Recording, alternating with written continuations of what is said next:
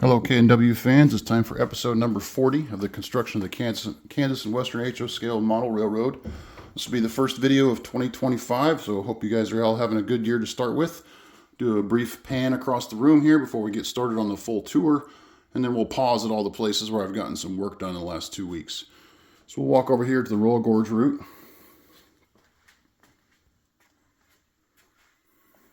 Nothing new done here in the last 2 weeks, pretty much just needs some further track weathering and ballast, and then all the scenic elements that are apparent there. So to finish some rock face here in the foreground, the embankments for the river itself, and this road here in the foreground. I have been compiling a bunch of trees to hopefully fill in this transition between the backdrop and the scenic element. So I'm kind of curious how that's going to work. And then this bridge still needs some attention. It's just kind of set in place at this point. You can see all the gaps that need to be filled. Some rough scenery work to blend that in with the scene. We'll follow the main line here around to Canon City. Still need some maybe small structures added to this Colorado Quarries area. Lots of track weathering and ballast to do. Add a parking lot here for the station, and then in reality the prototype, the Canon City station there's a park here off to the west side of the station. I think I'm going to add that element here in this empty area along with the parking lot. And then for the downtown area, still need to figure out what structure kits I want to add to this area. I haven't bought any yet. I want to make sure I don't buy too much for the space. You can kind of see the space that's been set aside, that road that's been kind of penciled in. So I need to spend some time figuring out what I want to do there. I know I do want to do in this corner. All right, we're back. Sorry for the weird pause, but the wife is figuring out when I'm doing these and is learning how to call in the middle of them. So got to take those wife calls, right? Anyway, moving on. Canon City. Talked about structures. We'll move on to Portland cement, and I think that was good enough. Portland cement. Most of the structures are in place, just needs a lot of detail added, some more paint work done, and figure out what I'm going to do. This will be a small parking lot for the switch crew, and that's their little shed. And I think I'm going to start collecting some construction equipment that you would see in this vicinity and have it parked in this area. And then maybe some kind of a scenic element here in this front part or the foreground. And then over here, you see the portals through the backdrop to move to the other side of the layout. I'll have to definitely add some scenic elements to blend those in, to hide those to the best of my ability. And we have the workbench. I got these car kits out, added one. That one's a Christmas gift. I've got a few others, just some assembly required. And then obviously these metal kits need some work. If anybody wants to see that done, we'll move over to the other side of the layout here. And I'll come back to the Wichita yard. For Pueblo, while you guys were voting 2 weekends ago, I did manage to lay almost all the track for the Everest steel plant. The only thing that has not been laid is this final track up against the backdrop, which is going to serve, actually that might have gotten laid after all, let's find out here. Yeah, okay, that's been glued. So that's going to be where rail car disassembly or cut up is going to be, where rail cars that are being retired get delivered. And you see I have some stacked up there. I'm going to make an attempt at showing how machinery cuts those up into pieces, and then we'll place those on gondolas to be delivered into the plant. So that's the point of that. And then the part that I did not get laid for sure is this these 3 tracks that lead into the plant itself. I want to make sure I get that structure built first to make sure those tracks will all line up properly. So that's why that's going to be waiting for a while, probably until Pueblo wins the poll. But otherwise, all the rest of the track is in place. It's not powered yet. So I'm hoping to do or get that done at some point. Not sure how much time I'll have this weekend to work on anything like that. But as soon as that gets done, we'll do an operations video to show how all this is going to work. And this scene is next in line for my series on how I've been designing these scenes. And this one's kind of complex, so I look forward to doing that video to explain what all the track is for and how it's supposed to work.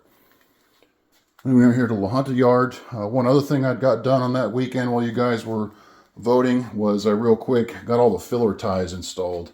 And with all these cars in the way, you can't really tell, but you can see there's no more gaps anymore. So that's been done. So that means this area is definitely ready for track weathering and ballast. Down here at the other end, I've got my final segment of this highway bridge built. I just have to build one more set of supports, and I'll probably add a little piece of 2-inch foam here for that purpose. And then that bridge will be done, besides some painting and detail work like road striping and so on. I added these styrene strips to the bottom because if you've ever built one of these kits, the bottom of these supports is just open, and it allows these posts to float freely. And so I added some styrene strips at the bottom to make sure it's a little bit more secure, and it makes the whole bridge a little more stable, especially when it's just standing in place for now. All right, over here to Lamar. Nothing new in this area. Still got some more minor structure work to do. I'm going to fill out this seed oil refinery a little bit more with some things. Maybe have an office here, but otherwise track weathering and ballast. That's the big thing for this area. And someday I'll put the top of this grain elevator on. And then I actually need to do an elevator, that piping version that will feed all these grain bins. And of course backdrops for all. Everything you've seen so far need to be added. Now for Holly, I did get some track weathering and ballast done here. Got most of the main line done. I did leave the crossing out. I've never done a road grade crossing before, and I don't have the materials to do that yet. It is on order, so that's something that I am interested in trying at some point. I thought it best just to leave it unballasted for now because I'm not sure how I want to do that. I need to watch some videos online to see how others are approaching this. I know there's a lot of people that use like plaster or joint compound or whatever to just make the road surface. So if that's the case, there's no point in putting ballast underneath. But I am going to probably use the commercial, well, that's what I ordered, was the commercial grade crossing, those concrete bits that you can install between the tracks and on either side. So got enough, I believe, to do all 3 tracks. So when those come in, I'll be interested to see how that works out. And the rest of the track here just needs to be weathered. It's got that base coat on that I do, and ballasted. Structure-wise, just details. I do also have the kit on order for this other grain silo or elevator that's going to go with this, which is basically this same kit that's going to be modified somewhat so it looks different for this area, and that'll be it for the primary structures for this scene. Moving on up here to the Hulken power plant. Nothing new in this area. I think I might have got maybe another 12-inch section of ballast done here. Otherwise, the main line is almost done for track weathering and ballast. And then this cone that you see here, I'm interested in some feedback in this problem that I'm having. I want to have a big coal pile here for this underneath this discharger, and probably some extra that a front end loader is working to dress up or whatever for this conveyor that feeds into the power plant. So what I'm trying to come up with is some kind of item that I can use as a base for a pile of coal. So I'm not having to just pile a bunch of model coal up, because obviously that would be expensive. And it'll probably add a lot of weight. And on top of this is just that plaster screen that you saw that I installed. So I don't want to put a lot of weight on there. So I'm trying to figure out some kind of base that I could just cover with a layer of coal to simulate that. And this is a funnel that I found that I cut the tip off of, flipped upside down. May try that. I'm not sure. It's a little bit too steep for the level of subsidence, or whatever the word is, that coal would fall as it's being piled up. But for no other idea I have, that's what I have so far. So that's what that's sitting there for, is just a reminder that I need to try to figure that out. So any comments on that, I'm all ears. Moving over here to Grande City, nothing new in this area. Primarily just track weathering and ballast. I need to add some primary structures for both of these companies, some offices. This one here has an elevator that goes into some type of a warehouse, probably where they mill the seed or whatever, or not the seed, but the mill the materials to make the feed. So I need to add something like that. And then over here for Helena Chemical, you can't see it in this photo, but there is some other structure off to one side or the other, just to give more of a facility aspect to it. It's just not a bunch of tanks here. So anyway, moving on. Charleston elevator, nothing new here, except I did grab a residential kit that will fit in this scene, along with the co-op office. I think I have one of those already, so I haven't bought one of those. So I just have to build this house that will sit along the side of the scene to reproduce what the prototype looks like. And lots of structure detail work and paint to do here. Still need to add a lot more trees in this area to kind of hide the main line as it proceeds around the end of this peninsula or this hallway. And I'm going to try my hand at building a pond here in the foreground. Over here to Wichita Industrial Park, nothing new in this area. Lots of structure work to do for sure, track weathering and ballast. I still need to finish off this Advent Mills elevator and silos kit, or scene that I'm building here. And then this last spur right at the back, next to the backdrop, that hasn't yet to be installed over here for Cargill. And more, I do have some silos, I think, on order to fill this scene out, to kind of just fill that whole triangle area in. And then the Wichita yard. And I will just kind of proceed down to the end, to the part that I spent most of my time on these last 2 weeks. So you can see I got the base coat of weathering done here. And then from the end of these grain cars, all to the left, all the track weathering has been done. And you can see this is the first side of the I-135 bridge that crosses over the Wichita yard on the north end. I did not have enough kits to build the other one, so that one's not done. And this one obviously still needs a lot of paint work, but that is the gist. I was able to build it at an angle, just like the prototype, so it has a little bit more of a visual interest to it. And all the cars are facing one way because I-135, which we also call the canal route right through the heart of Wichita, is 2 separate bridges with 3 lanes apiece for each direction. And they're separated actually for most of the route by, I don't know, 40 or 50 feet. But where it passes over the rail yard, they're right next to each other. So just waiting for the other bridge element to come in, and then I could finish this. But I think it looks pretty good. I did cut it short, and I don't know if you can see how it's lined up there. It's not quite to the edge of the layout, just to kind of help prevent people from knocking it over. I think what I'm going to do is glue the supports to the base, to the benchwork, the foam, and leave the bridge floating. That way, if anybody does knock into it or anything, it won't totally destroy the whole bridge. It'll just maybe knock off the bridge deck or just knock it out of alignment. Interested to hear any opinions on that for people that have done similar scenes or elements like this, what you think about that. It's not too late to make some adjustments. Everything is just sitting in place right here, but very happy with how the bridge looks and looking forward to building the other end of it, or the other side of it. Ballast wise, I'm afraid that's all I got done, but there's a reason for that. I've never ballasted a yard.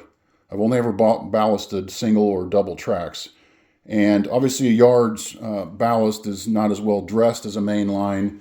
And so I'm kind of experimenting with different looks, especially here at the end of track, where it's definitely not maintained. I'm sure to make sure, or I'm being sure to check to make sure that the flanges won't be interfered with for ballast, but you can see here where the ballast almost totally covers the outer edge of the ties. In this track here, I've got some here in the middle, and just kind of experimenting with that. Interested in opinions, what you guys think, how it looks. Never done this before, so I'm definitely trying some new things out. And then I don't have the bumpers here except for that one. That one is a metal, I think it's a Tomar Industries or whatever, because that one's coming off the main line with locomotives headed straight in this direction. I wanted a metal bumper here to ensure that it will stop in case there's any kind of issue. Whereas the rest of these are those Walthers plastic ones, which I'm not super thrilled with.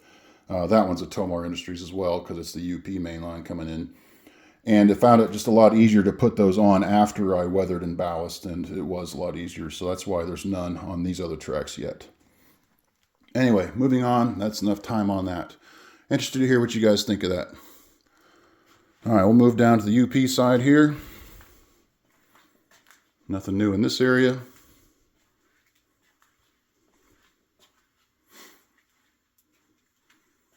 And wrap around here to Wanda.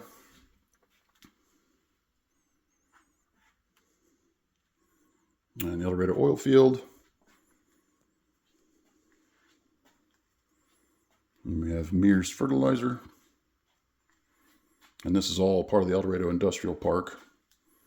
And then Barton solvents. I still need a structure here of some kind. It's not all going to be tanks. In fact, there's more here than I actually want to use. I just wanted to have them have some place to put them for now. So part of this will be a structure that'll be similar to that, just to show some of the facility that actually manufactures this stuff. So that's not all going to be tanks. And we have BG products. And then we transition to the El Dorado oil refinery. Nothing new in this area. Although you will see I've had these pipes, these plastruct pipes here. I'm going to scratch build, custom build, whatever you want to say, this truck or this tank loading rack here, and use these pipes instead of what they include in the kit, which are just a pain to install. If anybody's built these before, they're just difficult. So I'm hoping that doing one single solid pipe for the whole rack will be a lot easier, and that'll be another experiment. Just like this coker unit that I tried, I'm not happy with. It's going to take some more work, probably start from scratch on that one, but that's just standing in for now. And then tons and tons of refinery work left to do. All this concrete you see here is going to be filled up with plant elements. And as I said, I've been collecting trees. I set them out just to have a place to put them, so they're just not in the bag. But that is representative of what I plan to do with this lift out section. More or less fill it with trees to hide that main line as it proceeds from behind the refinery over here to Union Tank Car. I'm not going to do a backdrop on the breaker box because I want it to be able to easily identified, easy to find. It's just going to stay blue. So I think the best course of action is just kind of hide the train so it doesn't draw attention as it passes through this scene. And then over here to Union Tank Car, more track weathering and ballast, which is kind of the theme for the whole layout at this point. All right, so that's about it for now. We'll open up the polling for this weekend. And like always, the poll will be open from now until this coming Sunday night at midnight, at which point I will tally the results. And then on Monday afternoon, I will tell you what the results were and then share my work plan for carrying those out for the next 2 weeks. So I hope everybody had a great holiday. I didn't get quite as much done on this thing as I wanted to the last couple of weeks for obvious holiday type reasons, but had a great time. So now it's about time to get back to work. So share me in your comments share with me in the comments below what you'd like to see me work on for the next couple of weeks, and I will see what I can do to get that done. So thank you everybody for watching, and have a great couple of weeks.